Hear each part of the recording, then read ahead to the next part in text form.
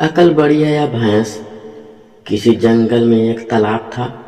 उसी तालाब के किनारे आम का एक बहुत पुराना पेड़ था। उस पेड़ पर अकलू नाम का एक बंदर रहता था। वह बहुत अक्लमंद और बुद्धिमान था, जिसके कारण जंगल के सभी जानवर उसे अकलू कहते थे। एक दिन दोपहर का समय था। अकलू तालाब के किनारे पेड़ पर बैठा था।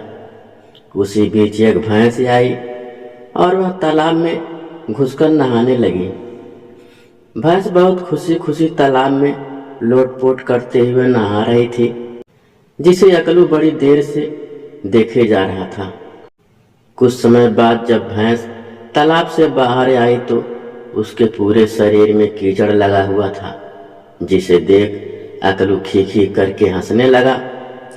भैंस का क्या, वह ठहरी भैंस ही अकलू को अपने ऊपर हंसते देख उस पर बिगड़ गई। वह गुस्से से बोली, तुझे शर्म नहीं आती? अपने से बड़ों पर हंसता है। भैंस की बात को सुनकर अकलू बंदर और जोर जोर से हंसने लगा।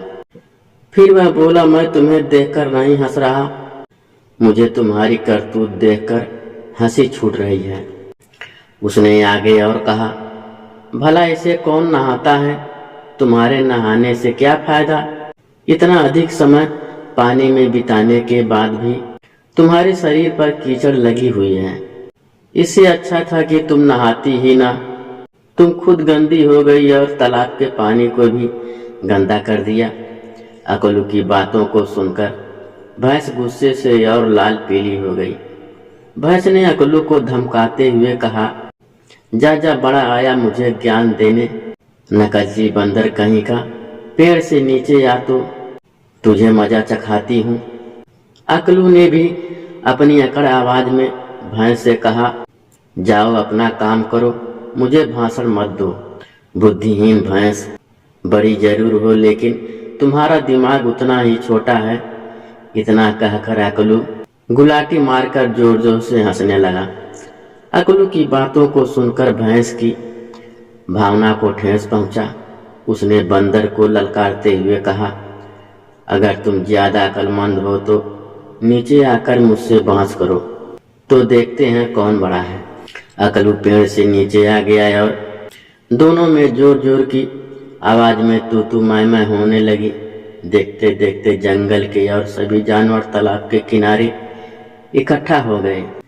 सभी ने अपने अपने हिसाब से दोनों को समझाने की कोशिश की, लेकिन अकलू बंदर और भैंस ने किसी की बात नहीं मानी।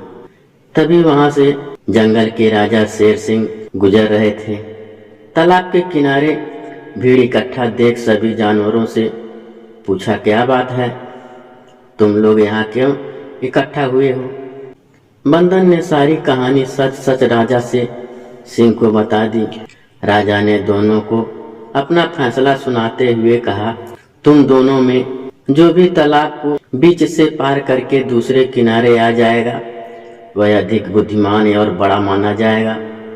राजा की बात सुनते ही अकलू बंदर के पैर तले जमीन खिसक गई, क्योंकि उसे तैरना नहीं आता था। जंगल के सभी जानवर शेर सिंह सहित तालाब के दूसरे किनारे पर पहुंच गए। इस पार सिर्फ भैंस और बंदर बचे थे। अब दोनों तालाब के उस पार से राजा शेर सिंह के इशारे का इंतजार कर रहे थे। बंदर को धीरे धीरे पसीने आना शुरू हो चुके थे। बार बार वह यही सोचे जा रहा था कि मैं तालाब कैसे पार करूंगा। तालाब के उस पार सभी जानवर बंदर और भैंस के बीच का तमाशा देखने के लिए उत्सुक बैठे थे। भैंस तालाब के किनारे तैयार खड़ी थी, जबकि बंदर को कुछ समझ नहीं आ रहा था। अब उसके दिल की धड़कन और तेज होती जा रही थी। उसने अपना दिमाग चलाया और झट से पेड़ पर चढ़ गया। जैसे ही राजा शेर सिंह ने अपना इशारा किया, भैंस पानी में चली गई और तैरना शुरू कर दी।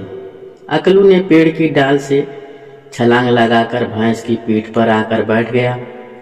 भैंस ने उसे अपनी पूंछ से कई बार गिराने की कोशिश की, लेकिन अकलू नहीं गिरा। भैंस ने सोचा, यह बंदर मेरी पीठ पर बैठा है, लेकिन मैं नदी के दूसरे किनारे सबसे पहले पैर रखूंगी, जिससे मैं ही जीतूंगी। भैंस तैरते तैरते नदी के किनारे पहुंचने वाली ही थी कि बंदर ने लंबी छलांग लगाई और नदी के किनारे आ गया, जबकि भैंस अभी धीरे धीरे ही आ रही थी। इस तरह से दोनों के किनारे पहुंचने पर राजा शेर सिंह ने अपना फैसला सुनाते हुए अकलू बंदर को बड़ा और अक्लमंद घोषित किया। उसी समय से लोग कहने लगे कि अकल बड़ी या भैंस।